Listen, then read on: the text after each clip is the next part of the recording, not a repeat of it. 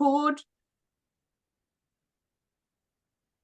So good morning, everyone. Good morning, Jacqui. Thank you for joining Women's Network Australia, and looking forward to hearing, firstly, a little bit more about you, because I know that some of our members are familiar with you and your most recent book, Stop Worrying About Money.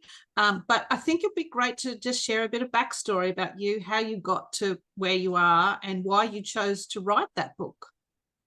Oh, well, look, first of all, thanks everyone for joining us on this chilly morning. It is cold also in Sydney today, I have to say. It was a shocker yesterday.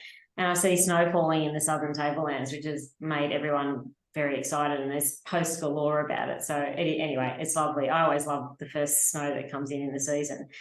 So in terms of writing the book, Cheryl, and again, thanks for having me today, I had made a decision to leave an executive career at the end of 2019. So for those of you who don't know, I was a partner at Deloitte for just shy of 20 years.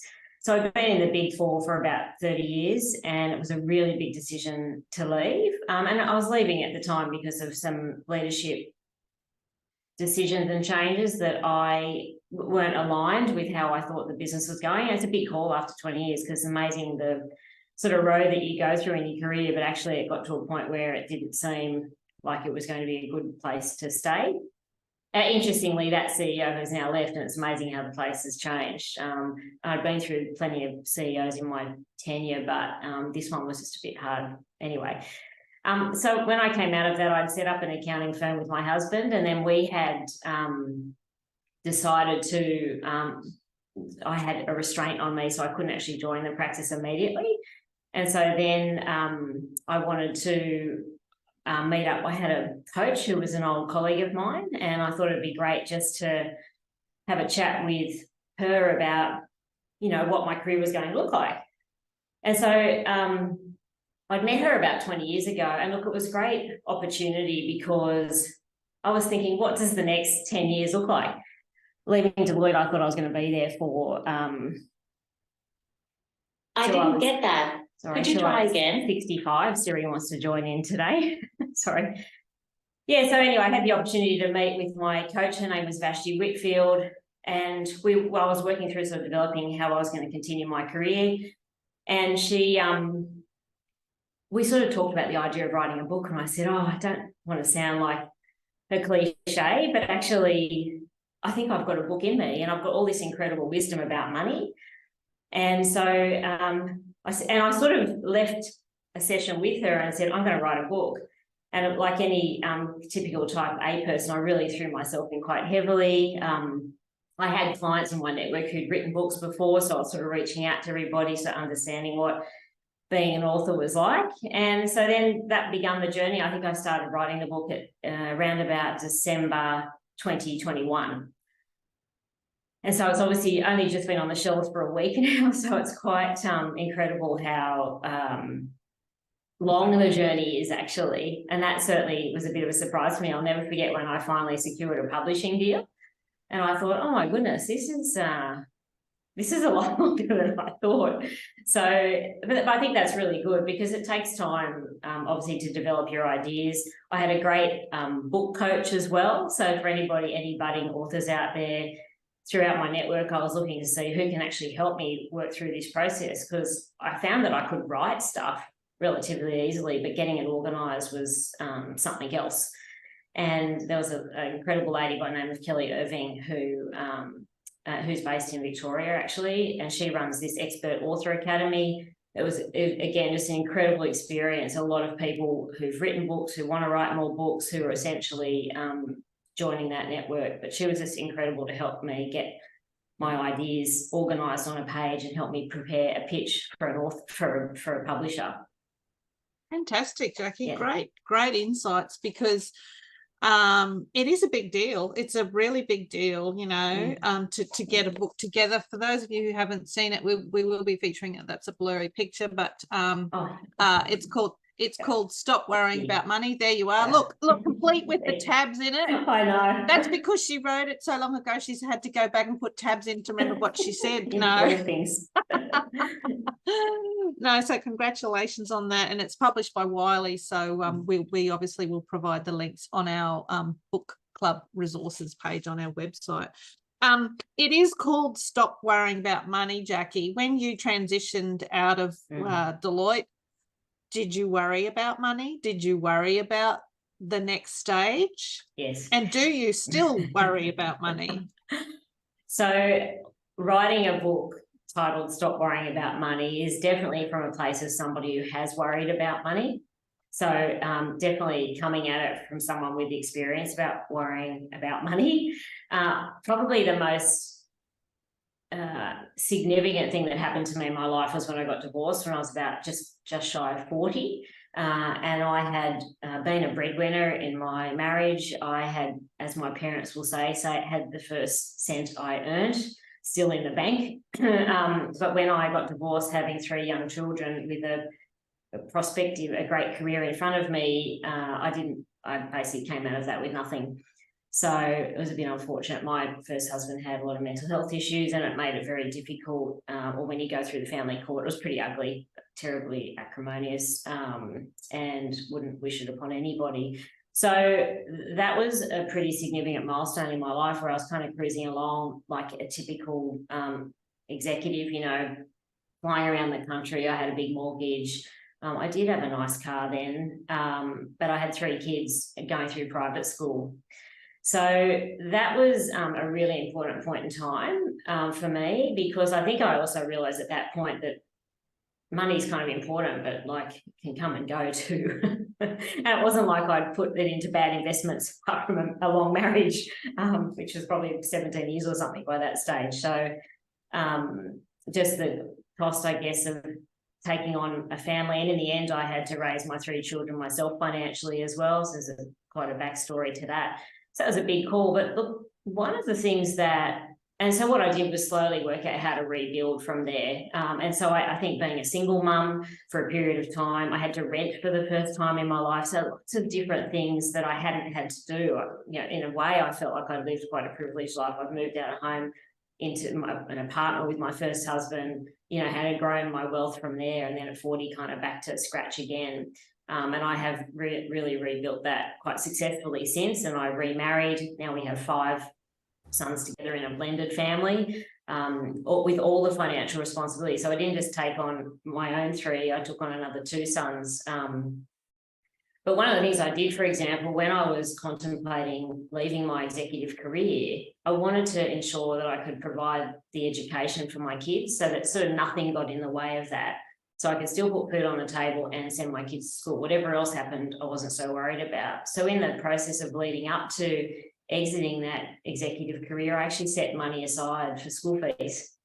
So for me, that was just something I figured my own parents had delivered on my education. I wanted to continue to do the same thing as a parent. Mm-hmm. So that was actually really important to me. So when you say worrying about money, I did worry about it, but I actually took steps to ensure that I reduced my anxiety about it. And other things, for example, when I became a single mum at 40, at that stage, things like my life insurance, I wanted to make sure that there was adequate insurance to cover any debts, but also look after my kids, or certainly set them up for a good future. So I took little steps like that. I know we were talking just before we started the call, but things like getting my will updated. So what I was doing was almost just checking off these little niggles in the back of my head to make sure that my house was in order. And that's something I write really sort of firmly about in the book. My real message is around financial accountability. So for us personally, but also in our relationships, to actually take control of what's happening with money in your household. I'm sure we'll get into that, Cheryl. Yeah, no, that's really great, Jacqui. And for those of you, yes, Jacqui and I had a little conversation before, and I mentioned to her that I enjoyed, in a sort of yes, that's another thing to do way, the section on preparing to die. Yeah. because not that it's necessarily a happy chapter, but it is an important thing for all of us at some part, well, any part in our life, to actually think about, well, what would happen if we weren't here? And there is a section called Plan for Your Death, and obviously wills are a big part of that. And I did confess to Jacqui that I last did my will soon after the birth of my first son, and he's turning 19 in a couple of months. So yeah, I'm in the bad books. So yes, must do better. But look, that's, for me, that's a really interesting scenario, because you kind of do it, you set and forget, life goes on, and you think, yeah, I did that. Yeah. But that constant, almost a health check, and what causes us to think about that. In your case, obviously a change in your relationship status made you think, okay, what's important to me? How do I cover off those bases? And we've talked before at WNA about, well, sometimes we need a bit of a slap to get us to do things, but how else can we trigger some of those, I guess, financial hygiene aspects that we should be doing? Well, look, I think for anyone contemplating any change, my view is any change in your life, and whether that's, in my case now, a young adult son moving out of home, a change in a debt that you've got, like buying or selling a home, the change in the health of another family member. These are all triggers that I think you have to say, this is a good opportunity for me to revisit my will or my estate plan. So what I see all the time, and it's quite funny in a way, that I work with a lot of very wealthy Australians, and so the patriarchs and matriarchs are focused on their estate planning in their 70s and 80s. And the thing that's wrong with this is we've actually got to be considering this now, because one of the advantages of looking at, say, for example, your estate planning, is that you're starting to have a money conversation as well earlier. So I had to write an article on the weekend. I don't know if anybody has watched the show Succession on binge. I'm addicted.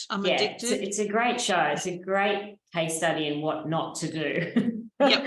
But I love it. Okay. Yeah. And there is a lot of similarities in the people that I work with. But what I think, what that sort of suggests to you is, when you don't have conversations about money, people will make it up, or they'll think it's going down a particular path. They might live a particular lifestyle. It's actually really worthwhile opening up conversations, because I think now in Australia, we have a really high rate of Family Provision Act claims, which is where somebody says, I wasn't treated fairly in your will.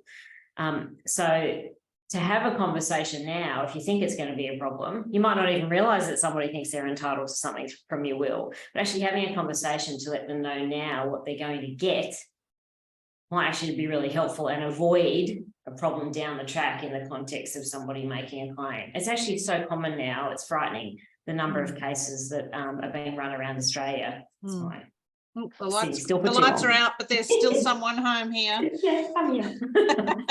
That's what happens when you come into the office. I don't know if I should just tell everyone quickly, NBN was coming to my home office today to do the upgrade on the speed. So I came into our office, which is why I'm in a professional office with the lights. I've got to jump around.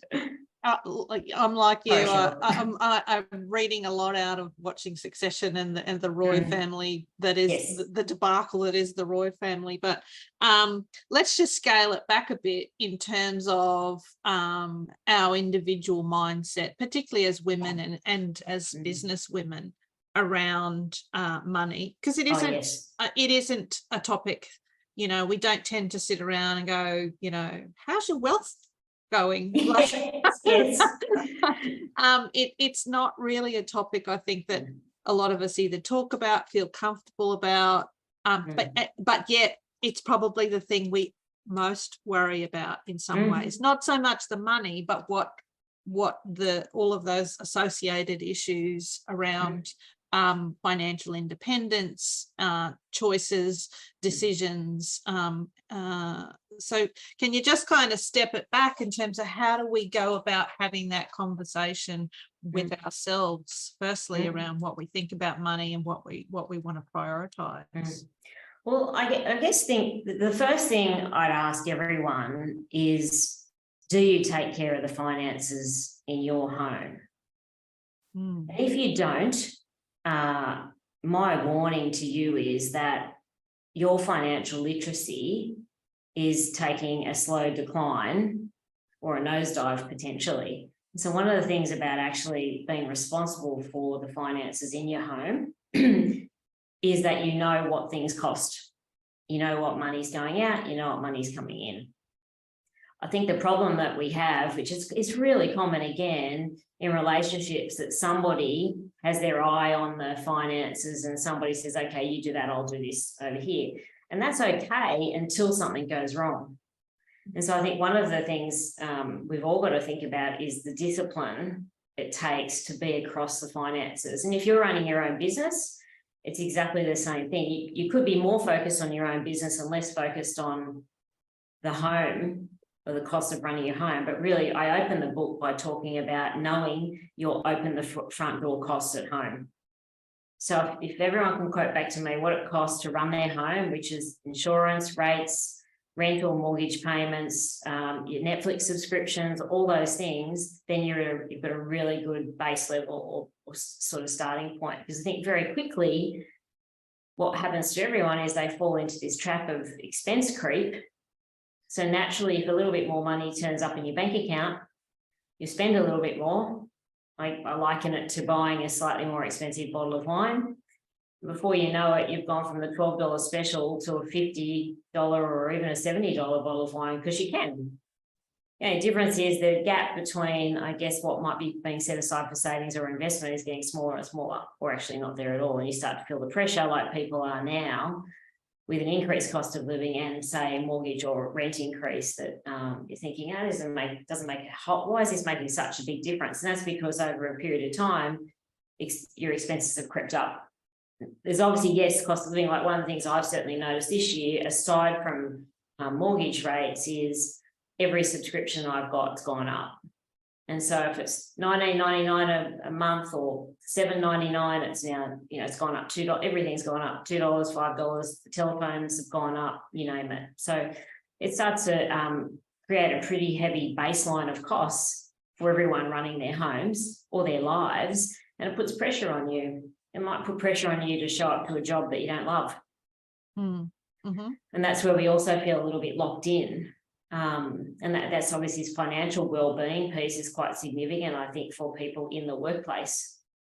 So we don't make talking about money so normal. If you've got kids, talk to them about money. I think it's a great opportunity. I was talking to someone the other day about we just tap for payment now. Yeah. If you're a 5-year-old seeing your parent tap, it must be quite a magical experience.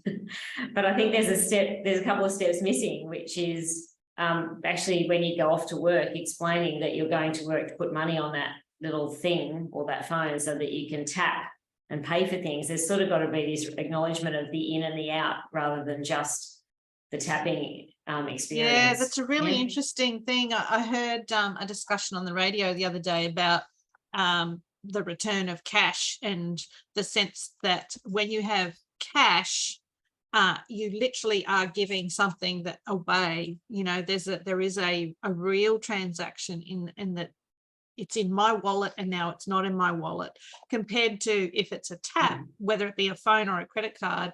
Well, it's kind of never feels like it was there anyway, so you don't really know that it's not there anymore. Yeah. It's actually perfect, Cheryl, for those of us who don't want to know about the money stuff. Mm-hmm. To be fair, if I sort of talk about the top 3 money mistakes I see people make, one of those 3 is essentially putting your head in the sand. Mm-hmm. Now, a lot of people put their hand up for that and say, that's me. I'm not actually, I don't want to know about it. So as long as I'm, okay, I've got a car to drive, I can buy things I need to buy. I don't want to know about it. Mm-hmm. But that presents itself with a number of risks. Can you just expand on that? Because I think I'm one of those people. Well, it goes a bit full circle, right? Because what I am deeply concerned about is if you don't actually consider what's going on financially in your household, your financial literacy is dropping. So your own level of discipline about money is probably not where it needs to be. And it can cascade into other parts of your life, such as your business as well. So I think the reality is knowing more about it is important. And what if something happens to someone in your family that you need to either help, or the reliance actually comes back to you and you've got like no idea. And for someone like me who went through a divorce, actually knowing what the assets were of our family, what the liabilities were, nobody had a gambling addiction, thank goodness, you know, but things like that can happen in relationships. I talk about financial infidelity, and I saw a classic article in the weekend, one of the papers, you know, about sexually transmitted debt. If you're not keeping an eye on it, and I'm not suggesting that we shouldn't trust our partners, but things can go astray. And someone could have a little bit of an issue that you're not aware of, because they're going off to I talk about gambling, they're going off to the races on Saturday or popping up to the tab. If you're not actually keeping an eye on the numbers, these types of things can go unchecked and can become quite problematic down the track. I want to pause there and just open it up for questions, because I think we've covered a fair bit and we want to move on to some other parts in this whole money story. But I might just see if we do have some questions from our team, because I noticed there's been some really great comments. Beck, I might just get you to coordinate for me here. Did anyone want to come in with a question at this point, particularly around that sense of your money story, and also that sense of your household? And I love that analogy about knowing how much it costs to open the front door. So any questions there? Just come off mute and jump in. Don't be afraid, I won't buy it. And there's some great comments. So anybody who's got a comment and wants to add something, I'm really loving the comments.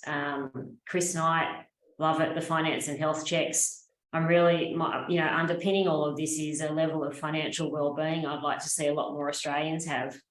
So getting greater comfort around your income and expenditure. But the only way that's going to happen is if we talk about it more.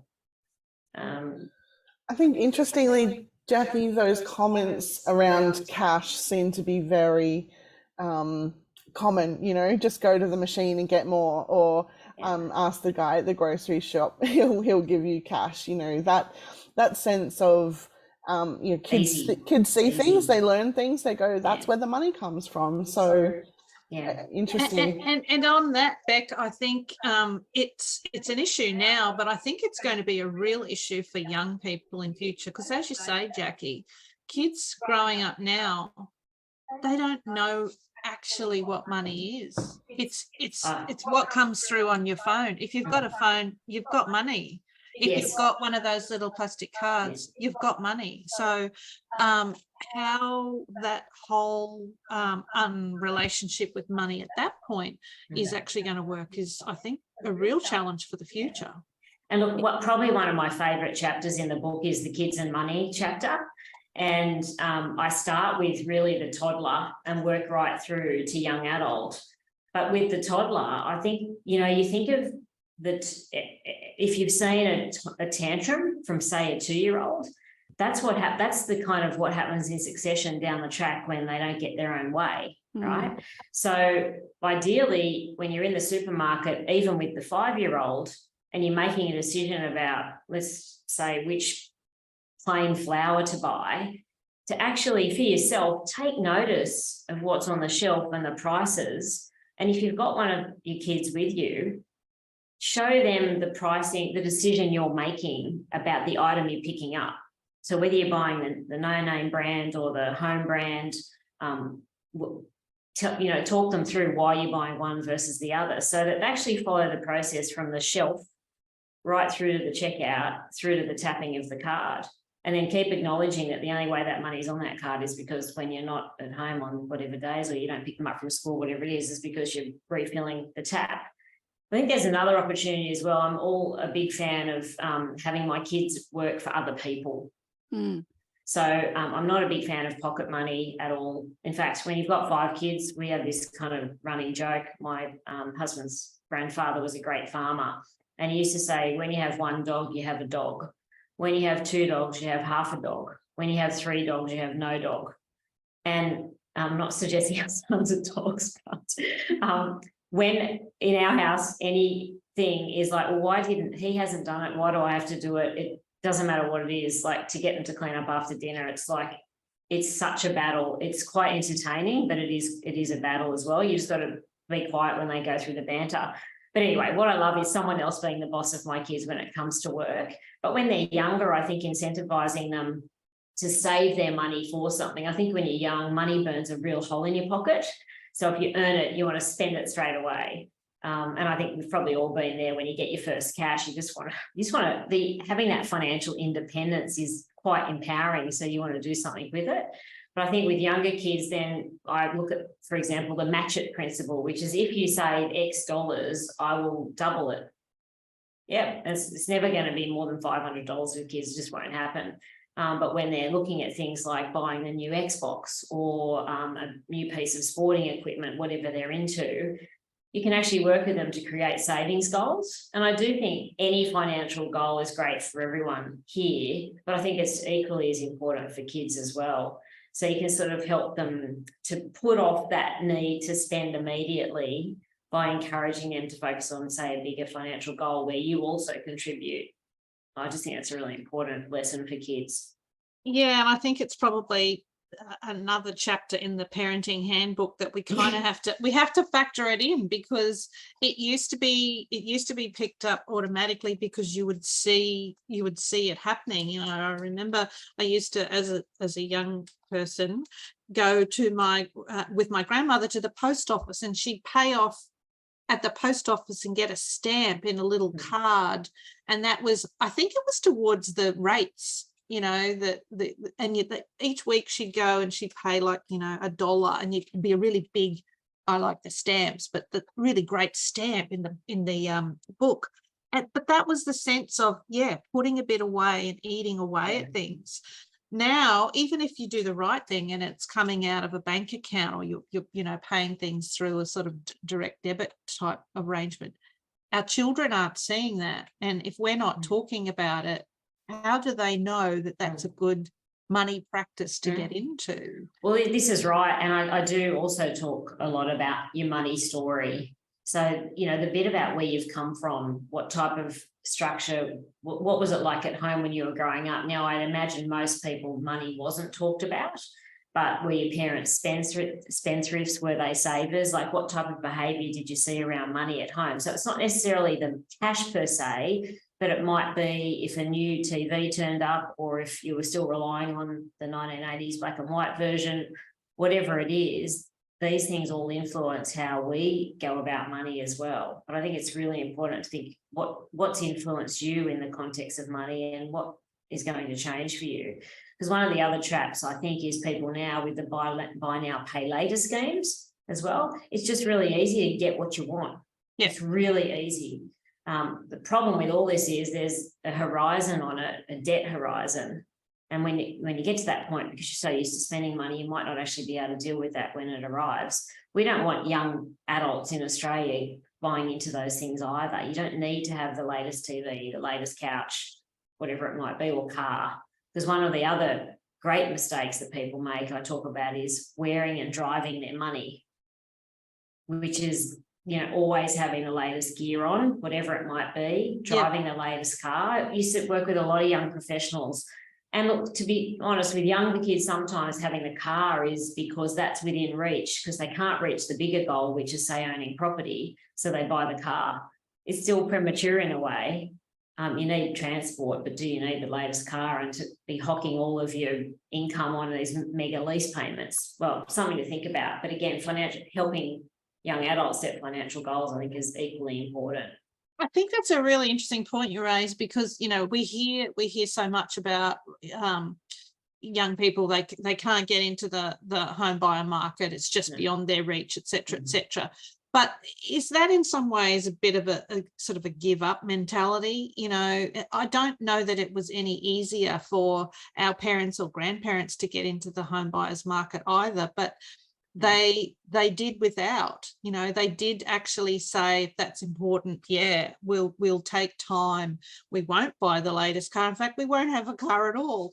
But we seem to be running two sorts of mentalities. One is, yeah, I want the latest things and I want the latest iPhone and all of this kind of jazz, but I also want to buy a house, but I can't. Are you seeing that mentality, and is that part of this whole story that we need to assess?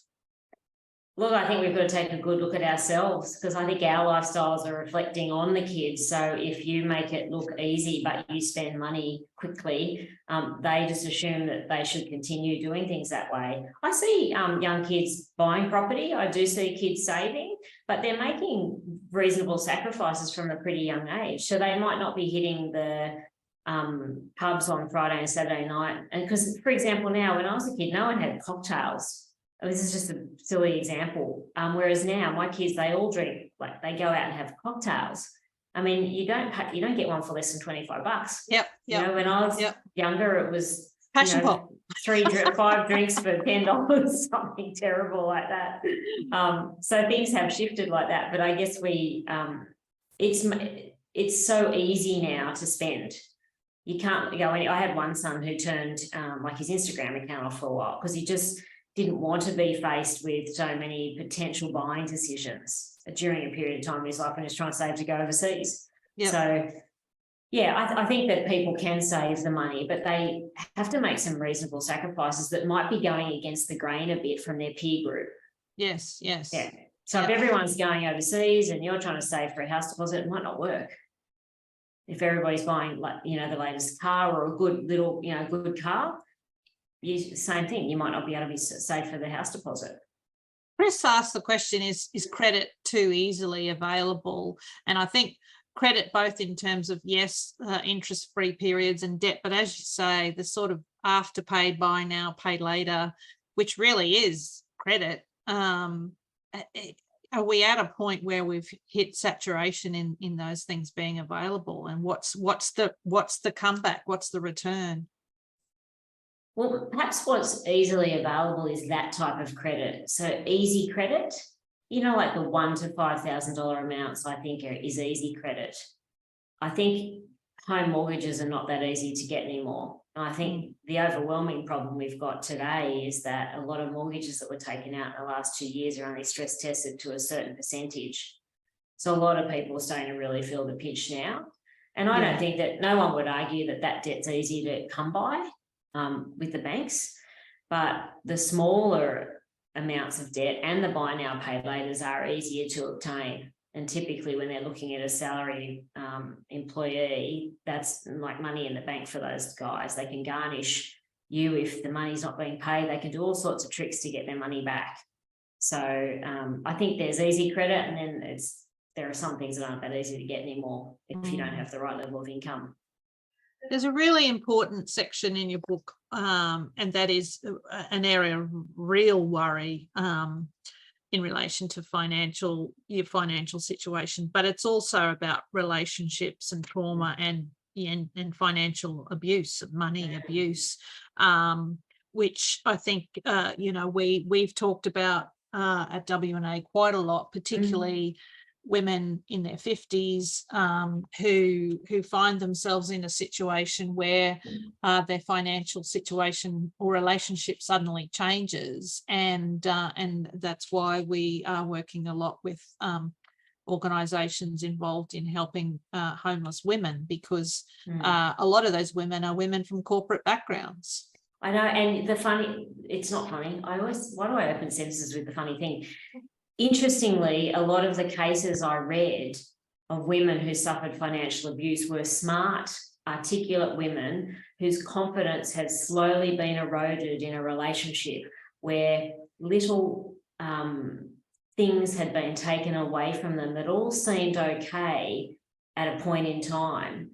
But a classic example is a woman having a successful career, has a baby with a partner. Then the partner doesn't want them to go back to work. They want things taken care of at home. Then they give them an allowance or a certain amount of money to live off. Then they put pressure on them having to cook the meals based on that amount of money. Then when they decide they want to go back to the workforce, they can be gaslighted or otherwise from getting back into the workforce. Like, it's actually frightening, and it is common. And the good news is, in Australia, it's illegal in every state except New South Wales, would you believe? And it is considered a form of domestic abuse, so domestic violence abuse. So it is quite concerning. I think this has been going on forever. When I was a kid growing up, my neighbour had a lovely family, but she was not allowed to work. She was given an allowance to run the family. I remember going to the shop with my young friend when we were kids and asked my mum for some money. I said to my friend, we're going to go ice skating, actually. And my friend went to her mum, and her mum said, I'm sorry, darling, I don't have any money because the allowance has been spent. Actually, I asked my mum then for money for my friend to pay for us to both go ice skating. And it might not have felt like abuse at the time, but I think there's a level of what happens is you start, same thing around financial literacy, it just starts to slowly erode to a point where people lack confidence to get out in the workforce. And so which part do we need to tackle in that? Is it the relationship or is it the financial, is it chicken and egg? Is it also wrapped up? So the relationship is the issue, and obviously being safe and getting somebody out of that type of relationship is really important. But there is a financial aspect to helping get people out. So I talk about building a side hustle.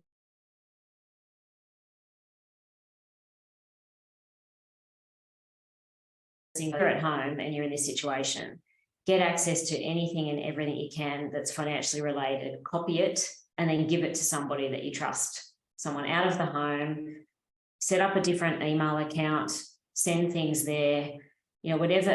It's sort of creating your new life by setting records. Just everything, passports. It's amazing that the stories that I have read about or heard about in these situations that are really tough, but where you can set aside a little bit of cash, even if it's ironing for the people in the neighbourhood, just anything where you can start to put a little bit of cash aside so you feel like the day that you decide to go, and if you've got young kids, whatever it is, that you've got some cash. There are women's shelters around that you can go to, but you've got some little bit of cash so that you can feed your family till you kind of get your ducks in a row.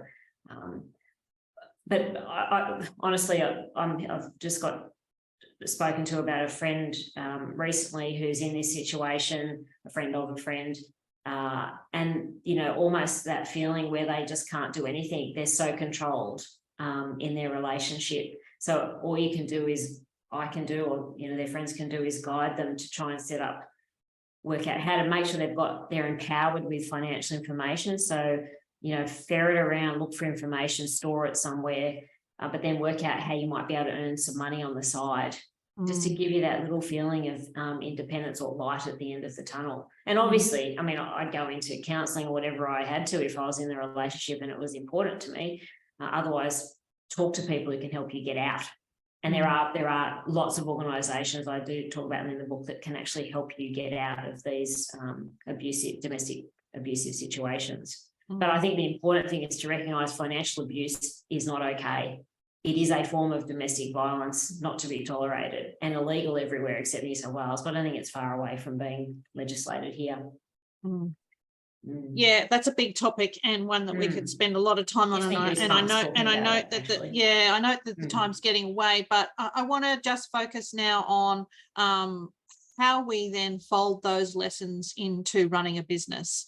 So, inevitably, if we've got financial issues or we're worried about finances, when we add a business on top of that, potentially we add a whole new dimension of worries and layers of worries. What are you seeing in terms of particularly where small business is at the moment? I know you obviously deal with some of Australia's wealthiest people, and they're probably not quite as worried, but I'm sure they have their own separate worries. But what are you seeing in terms of small business and some of the issues that they're raising with you? Yeah, look, and I do work across a lot of friends who have smaller businesses, and we have one ourselves now. I think the main thing is to make sure in any business that your payment cycle is aligned. So right now, one thing never changes in business from my perspective, and I've worked with a lot of startup businesses as well, that cash is king. The other thing is that keeping on top of your compliance, and the reason why most businesses fail is because they can't meet their BAS payment when it first comes in, and then the next one and the next one, and they end up on payment plans. So I think it's really critical that you're on top of that. I mentioned payment cycles because what tends to happen is things slip. So if you are paying accounts, but your clients aren't paying you, you have a mismatch in when money's coming in and when money's going out. So I think what's really important is having your business cycle, your payment cycle aligned. I like the idea that money comes in and then you pay other people for starters. Mm-hmm. So you can't be slack, obviously, on your collection of your debtors, and equally being kind to your creditors. But like, I just let people know up front what my payment schedule is so that they understand when I'm going to pay them. So you could also do sort of like a 7-day arrangement for your services and pay creditors on 30 days. It just depends. But I think that's probably the most important thing. So staying on top of your compliance is another thing that I see businesses often drop. Again, and Cheryl, you could be in this camp, is sometimes when some people don't pay attention to things at home. It's sort of similar with the business. You know, business owners are particularly good at something. It's less likely to be the finance and administration aspect of the business. And that's kind of where things fall over. You might be a great creative person, great with ideas, great with networking. You might be the rainmaker in the business, but there's this sort of underbelly, if you like, that may not necessarily get addressed. And I think that's where it's like the structure of a business. So making sure that you actually have you're operating in the right structure. Is it a company, trust, partnership, whatever that might be? So making sure that you've got the most tax effective vehicle that you're running your business in. But also as an accountant, so I'm a chartered accountant, my main bugbear in business was that you had a great relationship with the client when they called you to say, I'm thinking about X. Mm-hmm. When you turn up and say, I've done Y, without the conversation, there's little that an advisor can do to get you on the right track. Yeah. So one of the things I talk about in the book is the personal finance village. And this is really important for everyone on the call today, because essentially what I'm saying there is you need people around you to help you make sound, preferably non-emotional decisions about money, whether it be in business or personally. So it doesn't need to be one person, it can be a group of people that can help guide you to make these non-emotional decisions about money, but also about your business. The people who look you in the eye and say, I don't think that's going to fly. You can disagree with them, whatever, but actually having a bit of a sounding board is important so that you don't end up, you know, for example, like the people who had invested with Melissa Caddick, that she sucked them into her vortex. And those people, I don't believe, had other sounding boards that said to them, is this right? All your eggs in this particular basket. Does this make sense? Do all these things add up? Maybe those questions weren't asked, but I think if you have a personal finance village around you, and when I think of a personal finance village, for me, it's a group of advisors. So it might be my accountant, it might be my business coach or my personal coach, it might be my lawyer, you know, that it could be your bookkeeper, but these people that you have around you could be your brother-in-law, somebody who's financially savvy, but having a network of people around you that can guide you, I think, is also critical. And these people probably exist already, just how you harness the communication is up to you. But to you know, get the most out of it, you got to pick up the phone and call them and say, I'm thinking about doing something. What do you think? Question, Suzanne? Can I? Yeah, thank you, Jacqui. I really want to commend you for writing this book and you know, for everything that you've explored in this. And when you were talking around the village, one thing that really came up for me is that, and you talked about it, that accountability and responsibility. And you feel for people that do engage specialists like Melissa Caddick, and it's almost where people, you know, they hand over their responsibility. And it's understanding, I'm just wanting to understand your view on that, because I think sometimes people can get into a position that they feel, well, I've engaged, I'm paying someone to look after this. As an ex-financial advisor, I would often get people come in and go, you know, here it is. And it's like, no, you've got to hold on. I'd just love to hear your view on that as well. Yeah, so I think it's really important to engage. So the other thing is, I just want to step back a little bit. I'm not suggesting that everybody goes and gets a lawyer and a chartered accountant and all these expensive people, because we can't all afford them. But I think there are people in your network that you probably have now that you may not be maximising the benefit from. The other thing that's important about the village is ensuring that they have the right credentials, checking out those credentials, and you're not offloading responsibility to them at all. In fact, quite the contrary, you are absolutely owning it, and you are engaging their expertise or support as a sounding board. So hopefully that answers the question, Suzanne. I think that's the main thing, is just that it's not about delegation. I think that's high risk when it comes to money. And I'll say this to people because I've seen it, the amount of times people have walked in my door, they've handed their affairs over to an accountant, because you're the expert, you take care of that for me, but they've let it go. And invariably mistakes have been made, decisions have been made by the accountant at the time that haven't favoured the client necessarily, because they're maybe not interested. They've delegated it off. And I know it can be in the too hard basket, like getting your will done. These are just things, like I had a psychologist tell me once, it's like stacking the dishwasher. You just got to do it. Yeah, I'm afraid. Yes, well, I'll take that as very pointed criticism there. I'll go and find that document. Poor Cheryl. In my file, I have a file called Important Documents. Yes. I must dust that one off. I will open it up to questions. I know there's been some great comments coming through on the chat. So if you'd like to come off mute and ask a question of Jacqui, please do. Jacqui, I'll get you to hold the book up while people are getting their questions ready. And you might also just let them know where they can buy it. Obviously, you can search online. But Jacqui, I think you were going to make a special offer.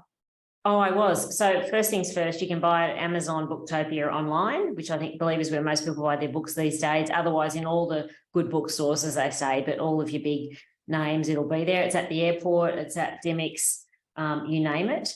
But especially, I thought what would be lovely today, because my whole thing about writing this book is helping more people.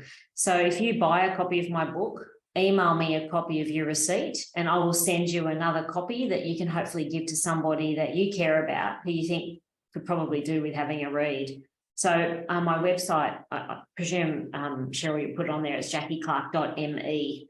So I'm pretty easy to find in any case. But yeah, I'll share that around. And email Women's Network to me as the offer from today's call. I'm happy to send you another copy of the book to share with someone. Thanks, that's great. Jules, I know you said there that you had a question. It was up in the chat. Would you like to unmute and ask your question directly? Hi, I will. I'm sorry. It's so cold here, so I look terrible. That's why I'm not on video. We forgive you. We forgive you. So basically, a lot of people in the sort of money mindset space sometimes talk about, just understand your money story, but manifest more coming in, try not to strangle your business so the flow of money happens easier. And for me, I find it too woo-woo, because I can meditate or tap or sit with it and then also do steps, but I still feel like when cash flow is low, how do I get into that abundant state when I am abundantly aware of where I'm at? That's a great question, Jules. Yeah, I love that question. And I think I can sense also how the burden, how that would play on your mind. I think we all have suffered financial stress. I imagine most people have suffered financial stress at some point in time. But I think the most important thing there is to consider what your financial or money goals are. So I talk about having a North Star. So I think for you, like anyone, when the chips are down or when it isn't, so there's a period of time when the money coming in the door is down and it's okay. If it continues at that level for a point in time, then you have to question whether this is the right business or is this the right business model. So there's not a point of set and forget, things aren't great, adjust your outgoings because income's low. I'd probably consider looking at my business model and saying, what do I need to do to change it up a bit? But going back to what was the financial goal I set in the first place? So what's my threat? So I haven't mentioned this, but I do have a 5-year plan. that is a life plan, but it's actually really driven around some financial goals as well. So I'm always looking at that saying, well, that's where I want to be in 5 years. And whether that's, 3 months in Europe or buying an apartment I'm going to live in when I'm older, whatever it might be, or just having some savings set aside for a rainy day, whatever that goal is, I think, Jules, you keep in check with that. So not to get down when the income's dropping, if it might be in the business, but set yourself a parameter, which is if it goes like this for this period of time, I need to shake up. So I need to work out what I'm going to do differently here. And that's when I would say the extra money spent on having a business coach or engaging, spending more time like with this network as well, is probably going to help lift you out. But again, what's your North Star? Yeah, cool. Thank you. No worries. Other questions? Come on, don't be shy. Okay, Chris. I'm happy to Knight. ask one. Yeah, go for it. Yeah. Jacqui, what advice would you give for young women looking to set up a business? I mean, the one great thing about WNA is that we have a great diversity of women of all ages, different professions and everything else. And, a lot of us are into that mentoring space or being part of that village, as you said, where you can actually have great conversations with women about their business. And it's not always easy to have a conversation with a woman in business when it's really not going to be financially viable now and down the track, but it's their dream, their passion, what they're absolutely hell-bent on doing. And they'll go to any extremes to kind of, make it happen, but those financial returns aren't there. But for young women starting out now, I was fortunate that I started paying into a super account when I was in my 20s. And that was actually my saving grace as I got older, through different changes in life. But looking at young women now, when there's a lot of opportunity out there, but also even more risk, and a lot of them are likely to do it on their own. So what would you be advising them in that space? Well, certainly the first thing is to do your research. So I think it's for younger women jumping in. Look, I think for anyone starting a business, so whether you're 20 or 60, I think the most important thing is to do your research and consider what the trade-offs are that you're going to make, because that's really important. What are the sacrifices or trade-offs I'm going to make to choose to go into a business? I honestly think that's amazing. I mentioned research because I see people often buy into, for example, franchise businesses where they see that there's an income stream that makes sense to them and they think, okay, let's go with it. But they may not visit the site of the franchise. They may not spend 24 hours there looking at customer traffic when they come and go. So this is sort of my research hat on, saying, do you understand? Most important thing is, do you understand the business that you're going into? Now, it's if you're a 20-year-old woman, you haven't had a business before, there's sort of an element of what's your safety net. So if you're living at home, you've got an arrangement with your parents where they're happy for you to do this, that's obviously a great safety net to have behind you to give it a go. Because I think that one thing we really want to do is support female entrepreneurship, right? So absolutely give it a go. But make sure you've done your research, work out what your safety net is. I think people need to put some savings aside as well before they start, and put to that conversation we're having with Jules before, is put a timeline on it, which is what's your horizon for success going to look like. So is it 18 months? Is it 24 months? But what's the sort of point where you say, I'm happy to give it my best shot to this period of time, and then I'm going to do something else, or I'm going to go and get a full-time job just because I need to do that for me. But the other thing is, it can be lonely, as we all know. So this conversation, we've talked about the personal finance village, but actually making sure that you've got people around you, and Chris, no doubt you're one of those people that's there for you to help support you when you have the moments when you sort of feel like you're slipping down a bit of a slope. So having good people around you is also important. Yeah, I think COVID definitely set a new benchmark for a lot of women who do work on their own. But more importantly, one of the real testaments is those that set themselves up as coaches or business advisors to share their knowledge and wisdom with how everyone else should be doing business. But when you reflect back on, so how well is your business going, you don't actually see that in the same light of success, you know. And I think there's a lot of women that have kind of dived out there.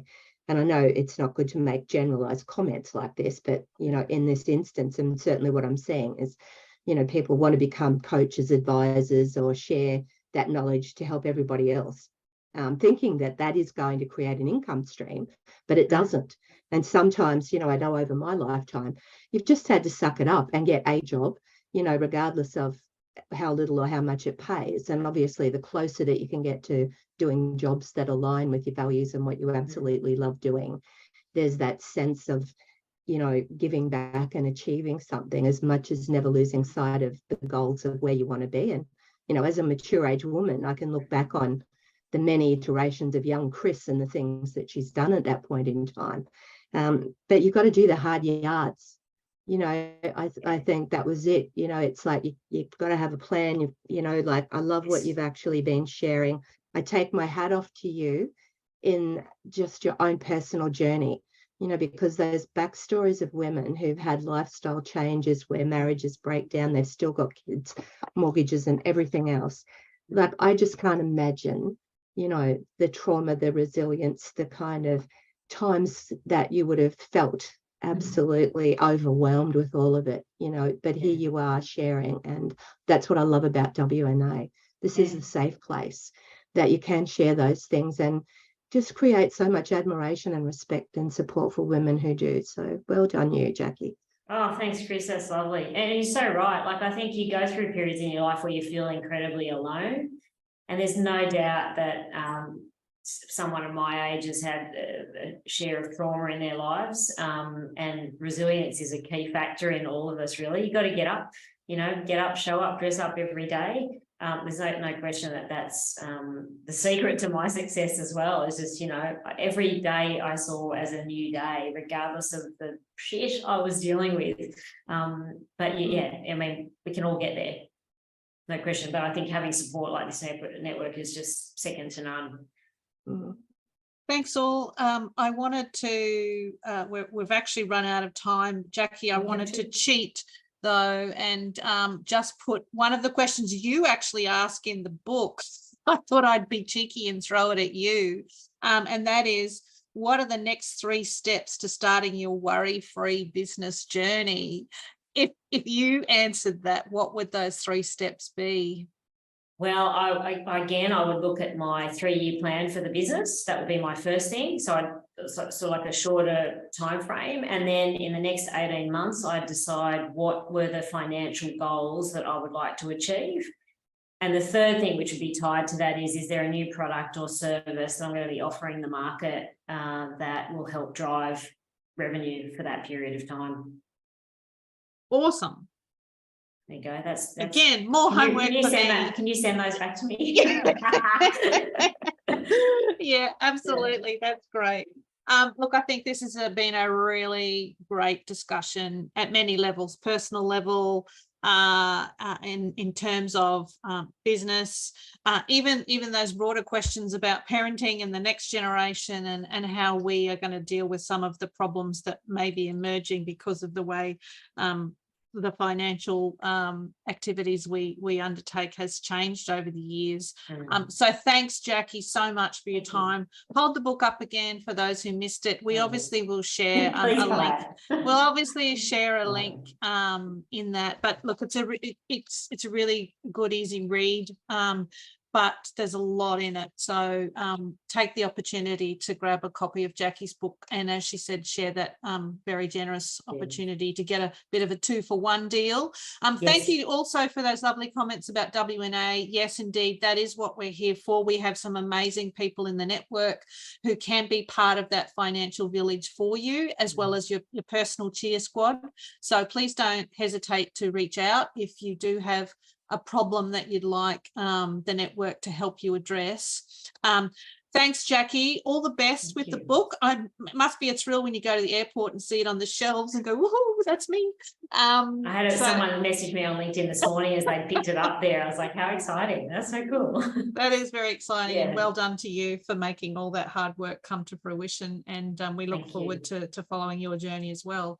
Thanks, everyone. We have another webinar coming up later in the month in May. If you haven't already booked into that one, just go to the current events page on our website and you can book through. We will also be in Sydney on the 26th of May for a discussion around money and wealth, so we can continue this conversation in person. But until then, have an amazing day, an amazing week, and I've got to go and find that important documents file. Thanks, everyone. Have a good week. Bye.